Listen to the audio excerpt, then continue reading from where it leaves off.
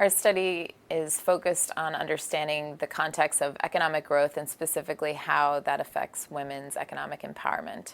And what we're really interested in understanding is as women become more involved in the labor market in different sectors of the labor market, how does their physical transportation to and from work have an impact on their ability to achieve economic empowerment?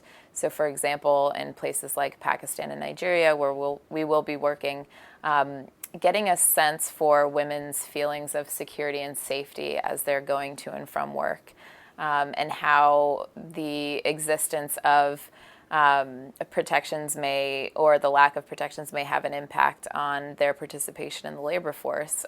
For example, if they're being harassed regularly on public transportation, that may have an impact in their ability to achieve economic self-sufficiency and empowerment. Research is particularly important because public transportation is one of the fewest places where people from very different backgrounds come together physically. And especially in developing countries, women experience an elevated level of crime, especially sexual harassment and other types of violent victimization. And we believe the fear of victimization as well as the actual risk of victimization hinders women's participation in economic and non-economic activities and also enjoyment of those activities. On a day-to-day basis in cities around the developing world, women face a number of problems in trying to access the labor market. They are disproportionately victims of abuse and even violence in some cases, in public transport networks and so on. Even walking on the street can become a problem for them. So we are trying to create some real evidence from the ground and give advice to policymakers on ways in which they can actually make life so much easier for these women who can participate in the labor force. The reason why I think this project is a bit different from much of the other work that we've done over the years is that this is built on a genuine partnership between 4 institutions, 3 of which are based in developing countries. We have a partner in West Africa, another in the Horn of Africa, and one in South Asia.